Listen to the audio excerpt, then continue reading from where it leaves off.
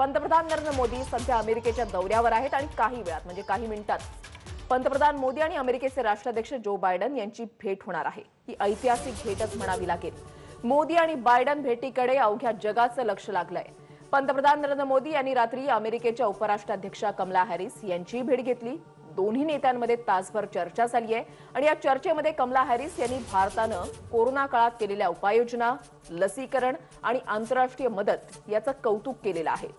White हाऊसमधल्या या बैठकीमध्ये पाकिस्तानच्या दहशतवादाच्या मुद्द्यावर सुद्धा चर्चा झाली आहे। लोकशाहीला धोका असल्याचं सांगत भारत आणि अमेरिकेवर मोठी जबाबदारी असल्याचं त्यांनी नमूद केलंय। पंतप्रधान मोदींनी कमला हॅरिस यांना भारतामध्ये येण्याचं निमंत्रण सुद्धा दिलेलं आहे।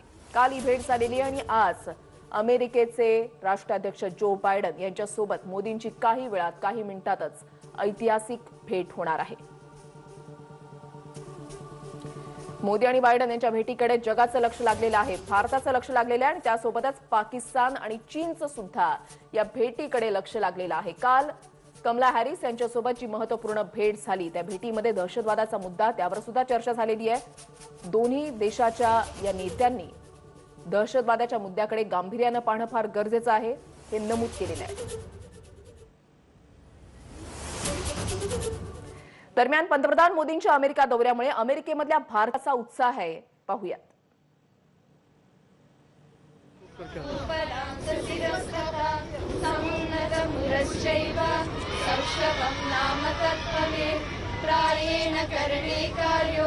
वामो वक्षस्ति तत्परः चरणश्चानुगच्छापि दक्षिणस्थो भवित्तरः।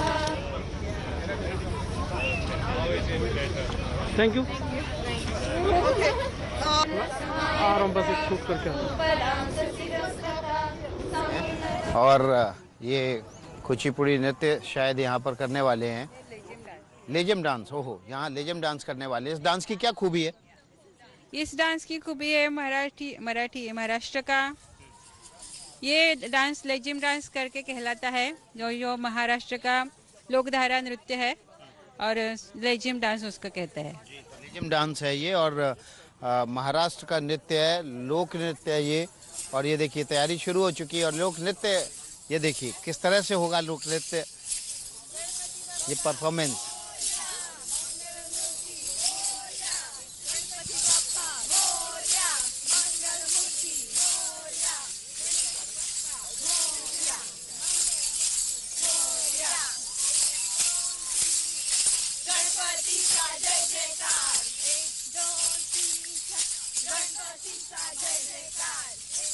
ये देखिए इस तरह से 1 2 3 4 गणपति का जय जयकार, गणपति बप्पा मोरया लेजम नृत्य कर रहे हैं ये महिलाएं। प्रधानमंत्री नरेंद्र मोदी यहाँ पर पहुँचने वाले हैं। अब से कुछ देर में उनकी जो बाइडेन से मुलाकात होगी। लेकिन जो भारतीय संस्कृति की छटा यहाँ पर दिखाई दे रही है अमेरिका में, दिल्ली से 12,000 किलोमीटर दूर।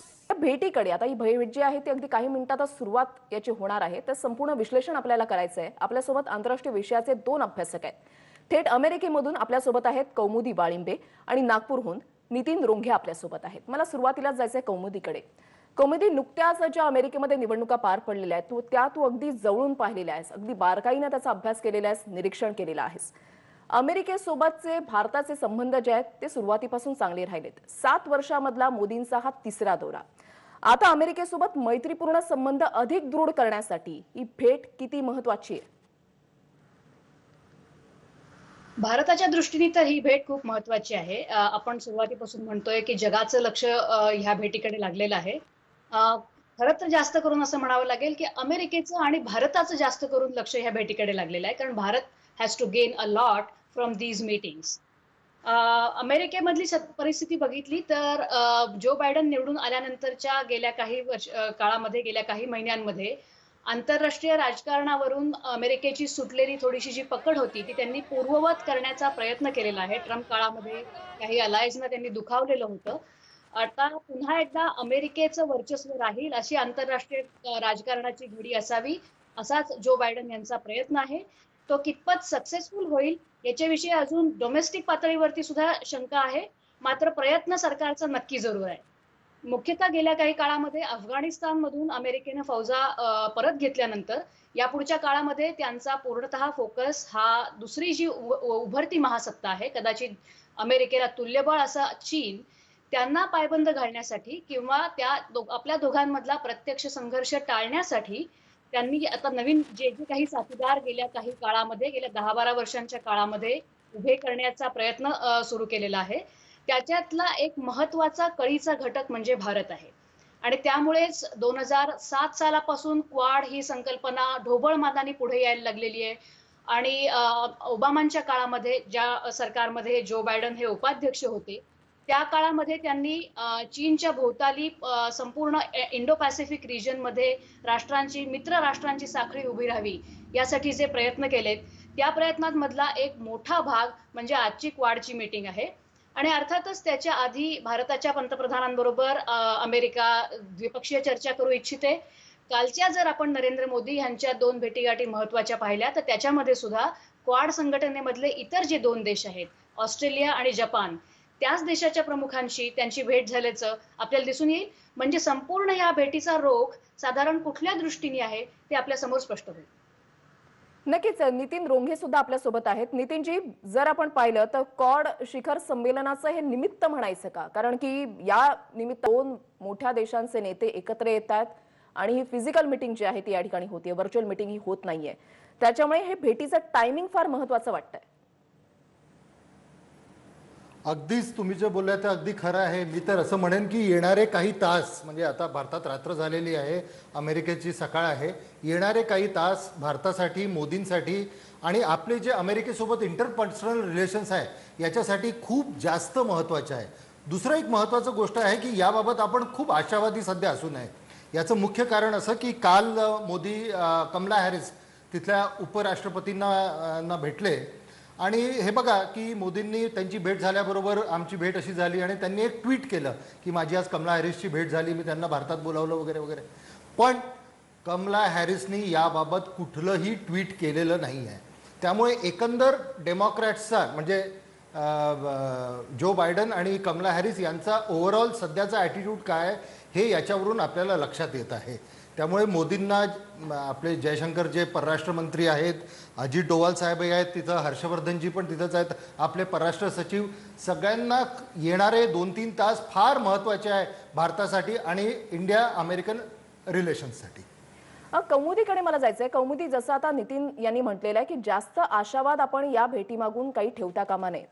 मात्र जर आपण पाहिलं तर या भेटीचा भारताला काही फायदा होईल का? खरंच हा आता प्रश्न पडू लागलाय. नाही, भारताला फायदा नक्की होईल. आणि याचं कारण असं आहे की भारतापेक्षा आज जास्त अमेरिका ह्याच्यावरती महत्व देते.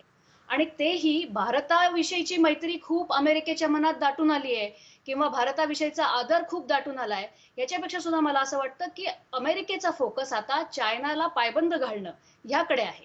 आणि हा जो रिजन आहे, जो इंडो पॅसिफिक रिजन आहे, तिथे ज्या ज्या काही महत्वाच्या शक्ती आहेत त्यामध्ये अर्थातच भारत ही एक प्रमुख शक्ती आहे. आणि ते फक्त आजचं उदाहरण नाही किंवा गेल्या 5-10 वर्षांमधली गोष्ट नाही, हा इतिहास आहे. आपलं भौगोलिक जे स्थान आहे ते. आणि त्यानंतर इथे जे जे प्रकारचे देश आहेत आपल्याकडे, सगळे छोटे छोटे देश आहेत, त्याच्यामध्ये भारत एक मोठी सत्ता आहे. ग्लोबलायझेशन 90s मध्ये झालं, त्याच्यानंतर एक मोठी आर्थिक सत्ता आहे भारत. भारताला अजून वाढायला भरपूर स्कोप आहे आपल्या रिजनमध्ये, एशियन रिजनमध्ये. आणि ज्या ज्या शक्तींशी अमेरिका हातमिळवणी करू शकते, जे चायनाच्या विरोधात उभे राहू शकतात, ज्यांच्याकडे इच्छाशक्ती आहे, अशामध्ये भारताची गणना होते. आणि यामुळेच अर्थात चीनला पायबंद घालण्याच्या अमेरिकेच्या प्रयत्नांमध्ये भारत बाजूला असून चालणं शक्य नाही. जसं एकेकाळी आपल्याला लक्षात घ्यावं लागेल की अफगाणिस्तानमध्ये रशियाच्या फौजा उतरल्यानंतर अफगाणिस्तानमध्ये जर काही कारवाया करायच्या असतील तर अमेरिकेला गरज होती पाकिस्तानची. आणि त्यामुळे पाकिस्तानची मोठ्या प्रमाणामध्ये हातमिळवणी केली, पाकिस्तानच्या कृष्णकृत्यांकडे डोळे झाक करून. आणि आज भारताबरोबर मैत्रीचा हात पुढे करताना अमेरिका असं म्हणते की आम्हाला जाणीव आहे की पाकिस्तानने काय काय केलंय, भारतामधल्या दहशतवादी कारवायांबद्दल आम्ही जागरूक आहोत किंवा आमचं त्याकडे लक्ष आहे, आमची तुम्हाला मदत राहील. मात्र हे सगळे प्रयत्न भारतीय बाजू समजून आहे की हे प्रयत्न चीनला आज रोखण्यासाठीचा अमेरिकेला जे काही प्रयत्न करायचे त्यासाठी भारताबरोबर मैत्रीचा हात पुढे केला जातोय. भारतानं भक्कमपणे आपल्या मैत्रीमध्ये सहभागी व्हावं अशी अमेरिकेची इच्छा आहे. अर्थातच दोन्ही बाजूंनी एक काहीतरी ट्रेड असेल काय कुठली गोष्ट कुणी देऊ करायची, कुणी घ्यायची, कुणाला दुसऱ्याने मग काय देऊ करायचं, हे करार अर्थातच बंद दाराआड होत असतात. नक्कीच मोदी आणि बायडन यांच्या भेटीकडे जसं आपलं लक्ष लागलेलं आहे, आपलं अगदी बारीक लक्ष आहे, तसंच चीन आणि पाकिस्तानचं सुद्धा साहजिकच आहे. तुम्ही दोघंही आपल्यासोबत राहा. दरम्यान पंतप्रधान मोदी आणि अमेरिकेचे राष्ट्राध्यक्ष जो बायडन यांच्यामध्ये नेमक्या कुठल्या मुद्द्यांवर चर्चा होऊ शकते, त्यावरचा हा रिपोर्ट पाहूयात. नरेंद्र मोदी आणि जो बायडन, जगातल्या याच दोन महत्वाच्या नेत्यांची आज वॉशिंग्टनमध्ये बैठक होतीये आणि या बैठकीकडे अख्ख्या जगाचं लक्ष लागलंय. अमेरिकेचे राष्ट्राध्यक्ष जो बायडन आणि भारताचे पंतप्रधान नरेंद्र मोदी यांच्यात पहिल्यांदाच प्रत्यक्ष भेट होणार आहे. साल 2019 मध्ये हावडी मोदी हा मोदींचा कार्यक्रम ह्युस्टन इथं झाला होता. तर या वर्षीच्या मार्चमध्ये क्वाड नेत्यांच्या बैठकीत दोन्ही नेत्यांची केवळ व्हिडिओ कॉन्फरन्सिंगद्वारे चर्चा झाली. पण आज मोदी आणि बायडन यांच्यात व्हाईट हाऊसमध्ये प्रत्यक्ष भेट होणार आहे. आजच्या भेटीत दोन्ही नेते दहशतवाद, अफगाणिस्तानात तालिबान्यांचं वर्चस्व, कोरोना, सायबर सुरक्षा, आपत्ती निवारण, हवामान बदल, शिक्षण, सागरी सुरक्षा, नवीन तंत्रज्ञान यासारख्या अनेकवर चर्चा करणार आहेत. कोरोना आणि इतर अनेक कारणांमुळे सध्या जगात अस्थिरतेचं चित्र आहे. त्यात चीनचं वाढतं वर्चस्व, दहशतवादी संघटनांच्या कारवाया या सगळ्यांच्या पार्श्वभूमीवर बायडन आणि मोदी यांच्या भेटीकडे अवघ्या जगाचं लक्ष लागलंय. ब्युरो रिपोर्ट, एबीपी माझा. तर कोणकोणत्या मुद्द्यांवर चर्चा होऊ शकते ते आपण पाहिलेलं आहे. मला नितीन रोंघे यांच्याकडे जायचंय. नितीनजी, जसं सध्या आता संपूर्ण जगाला एकच प्रश्न सतावतोय, भेडसावतोय, तो म्हणजे दहशतवादाचा मूळ मुद्दा.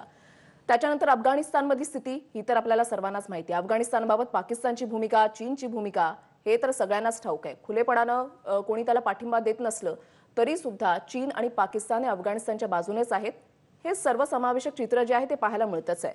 मात्र आम्ही दहशतवादाचा बिमोड करण्यासाठी, कुठेतरी पावलं उचलण्यासाठी, एक एक पाऊल पुढे टाकण्यासाठी एकत्र येत आहोत, हे दाखवण्याचा प्रयत्न आजच्या या भेटीतून होऊ शकतो का? नक्कीच ही अपेक्षा ठेवायला हरकत नाही. कारण ह्यांचे जे 2-3 मुद्दे असतील ते सगळ्यात आधी तर कोविड, कारण प्रत्येक देश आता तिसरी वेव्हची वाट बघतोय किंवा त्याचा सामना कसा करावा याची तयारी करतोय.